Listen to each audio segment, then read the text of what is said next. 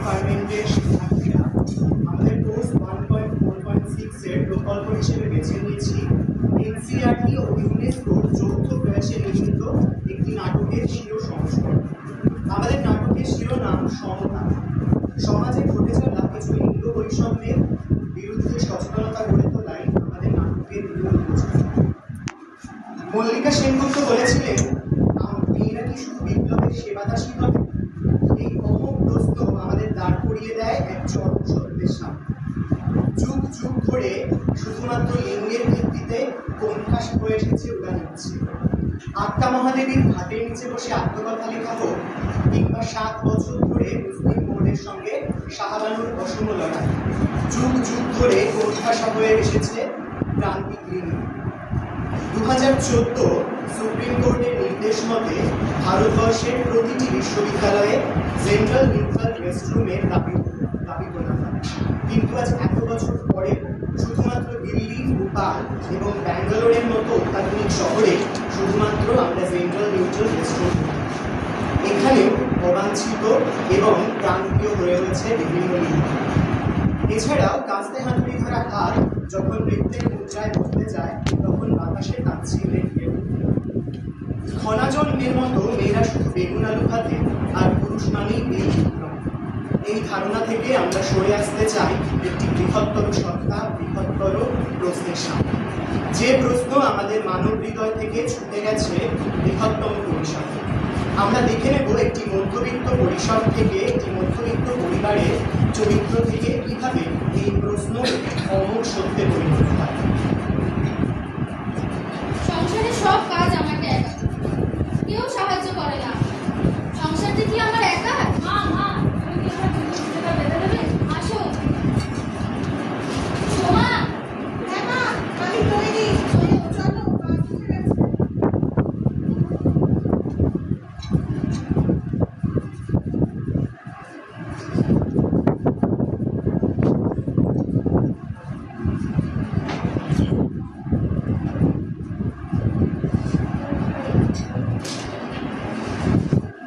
আমার বাবা কেন জানি না মাকে কোনো কাজে সাহায্য করেন না। মা আমাদের স্কুলের জন্য তৈরি করেন, রান্না করেন, আচ্ছা নিজেও অফিসে যান। এই জন্য অফিস খায়, মা এত ক্লান্ত হয়ে থাকেন, আমার একদম ভালো লাগে না। আজকে এই বিষয়ে আরো ম্যাডামের সঙ্গে কথা বলবো। এই সমস্ত একরাশ প্রশ্ন দ্বন্দ্ব নিয়ে পৌঁছে যায় একটি বিদ্যালয়ের পরিসরে। ক্লাস শেষ হওয়ার পরও সোমা বসে আছে, মনে একরাশ সংশয় এবং অসংখ্য জিজ্ঞাসা।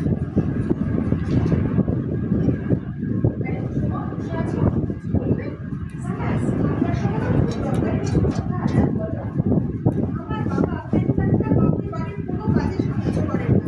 মা একা একা কাজ করে সবসময় ক্লান্ত হয়ে যায়। এছাড়াও অফিস করেন, রান্না করেন, আমাদের তো স্কুলের জন্য তৈরি করেন। আচ্ছা ম্যাম, বাবা কেন কোনো সাহায্য করেন না? আমার এটা খুব ভালো লাগলো ভেবে যে তুমি পরিবারের এই জিনিসটা লক্ষ্য করেছো। তোমার মা সমস্ত কাজ করে, কিন্তু ভেবে আমাদের দায়িত্ব, কর্তব্য কখনো কোনোদিনও ভাগাভাগি হয়ে যেতে পারে না। যেমন কেবলমাত্র ঘরের কাজ মহিলারা করবে, পুরুষরা করবেন না, এটা লিঙ্গ ভেদে বিবেচনা করা একদম উচিত না। লিঙ্গ হলো একটি জৈবিক পরিচয়, যা নিয়ে আমরা জন্মাই এবং যা নির্ভর করে আমাদের বিভিন্ন অংশের উপর। জেন্ডার হলো লিঙ্গের ভিত্তিতে সমাজ আমাদের কিছু কিছু আচরণ প্রত্যাশা করে। যেমন মহিলারা খুব নরম স্বভাবের হবে,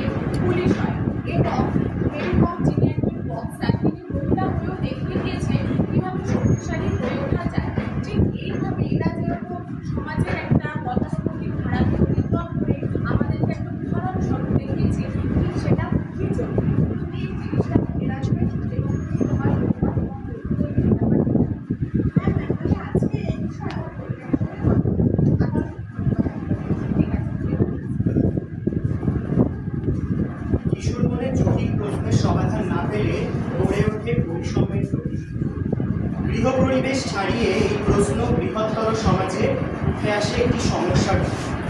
শিক্ষক আমাদের সমাজে একটি গুরুত্বপূর্ণ স্তরে, তাই এই বৈষম্য দ্রুত দূরীকরণে এবং সংশয় নিরসনে শিক্ষকদের ভূমিকা অবশ্যই গুরুত্বপূর্ণ। তাই আমাদের সমাজে বিশাখা ম্যামের মতো মানুষের প্রয়োজনীয়তা সবসময় রয়েছে। আমরা দেখি সবার মনে যে প্রশ্নের আলোড়ন উঠেছে, সেই প্রশ্ন একটি ক্ষুদ্র পরিসর ছাড়িয়ে একটি বৃহত্তর সমাজে উঠে আসে, যেই সমাজ আমাদের বারবার দাঁড় করিয়ে দেয় লিঙ্গভিত্তিক কাজের সামনে এবং তার বৈষম্যের সামনে। আমরা লিঙ্গের ভিত্তিতে সমাজের মানুষকে কীভাবে আলাদা করি এবং তাদের প্রতি বৈষম্যমূলক আচরণ করি, এই প্রশ্নই বারবার আমাদের সামনে উঠে আসে। সমাজ মনে যে প্রশ্নের আলোড়ন দেখা দিয়েছে, তা বৃহত্তর সমাজে কীভাবে প্রতিফলিত হয় তারই কিছু বিশ্বগল্প এবার আমরা দেখব। মহিলা, রাতের খাবারটি তৈরি। আমি ভাবছিলাম তুমি আমাদের জন্য আরো কিছু খাবার তৈরি করো, যাতে আমরা ট্রেনে অভুক্ত না থাকি। আচ্ছা ঠিক আছে। হ্যাঁ হ্যাঁ দিদি আসছি। তুমি কিছুক্ষণ মায়ের কাছে থাকো, আমি আসছি। বাবা, আমি তোমাকে কিছু প্রশ্ন করতে পারি? মায়ের দৈনন্দিন কাজের দেখো শোভা, আমি প্রতিদিন সারাদিন অফিসে যাবো এবং সেখান থেকে বাড়ি ফিরে আমি ক্লান্ত হয়ে পড়ি। তখন আমি টিভি দেখতে এবং আরাম করতে পছন্দ করি। তুমি এসব কথা কেন বলছো? প্রতিটা বাড়িতে মাই রান্না করে এবং মাই সমস্ত কাজকর্ম করে। এটাই আমাদের সমাজে স্বাভাবিক এবং এটাই হয়ে আসছে, এতে কোনো ভুল নেই। বাবা, এটা একদমই ঠিক নয়। আমি আজকে এই বিষয়ে আমার স্কুলের ম্যাডামের সঙ্গে কথা বলেছি। উনি আমার বুঝিয়েছে কোনো একটি পরিস্থিতির উপর নির্ভর করে একটি লিঙ্গ শক্তিশালী হয়ে ওঠে। তার মানে এই কখনোই নয় যে পুরুষরা বাইরের কাজ এবং মহিলারা গৃহস্থালির কাজ করবে। ম্যাম আমাকে বলেছে আমাদের প্রত্যেকের উচিত নিজেদের কাজ নিজেরা করা এবং অন্যজনকেও কাজে সাহায্য করা। শোভা, তোমার শিক্ষিকা ঠিকই বলেছে। আমি সত্যি এতদিন ভুল করছিলাম। এরপর থেকে আমি তোমার মাকে অনেক কাজে সাহায্য করবো, রান্নার কাজে সাহায্য করবো, এমনকি শিক্ষা দেওয়ার জন্য একটা সাহায্য করবো। ধন্যবাদ মা, আমি কি ভুল করছিলাম সেটা জানার। এটি শুধুমাত্র একটি উদাহরণ, যেখানে আমরা দেখছি লিঙ্গের ভিত্তিতে কাজ কর্ম আলাদা হয়ে যাচ্ছে। আমাদের উচিত এই সম্পর্কিত খোলামেলা আলোচনা করা এবং স্টিরিওটাইপগুলিকে যথাযথভাবে ডিফাইন করা। সমাজ যেরকম তার বাড়িতে এই সম্পর্কে খোলামেলা আলোচনা করেছে, আমাদের উচিত আমাদের ব্যক্তিগত পরিসর ছাড়িয়ে একটি বৃহত্তর পরিসরে এই প্রশ্নকে তুলে ধরা এবং এই উদাহরণগুলিকে আরও বেশিভাবে স্বতঃস্ফূর্তভাবে মানুষের সামনে আনা, যাতে আমরা বুঝতে পারি যে লিঙ্গ বৈষম্যের ভিত্তিতে কোনো মানুষকেই কাজের ভিত্তিতে আলাদা করে দেওয়া উচিত নয়। শুধুমাত্র একটি পারিবারিক পরিসর নয়, পারিবারিক পরিসর ছাড়িয়ে একটি বৃহত্তর সমাজে কীভাবে প্রতিফলিত হয় লিঙ্গ বৈষম্যমূলক আচরণ, আমরা দেখে নেব একটি ট্রেনের সফর সম্পর্কে।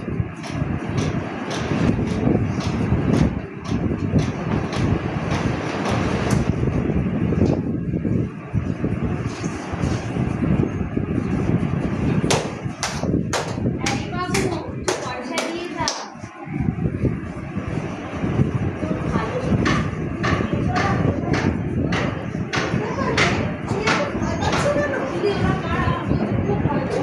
ওরা আমাদের মতো সাধারণ মানুষ।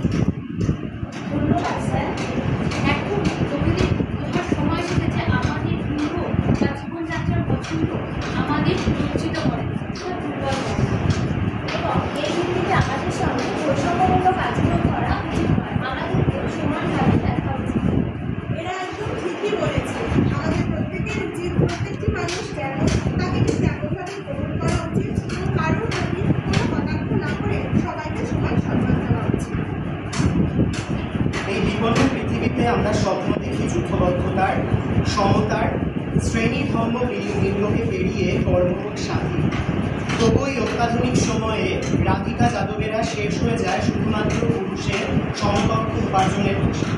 আবার উল্টো পিঠে নোবেলজয়ী অর্থনীতিবিদ একজন পুরুষ যার বইয়ের নাম দেন cooking to save your life.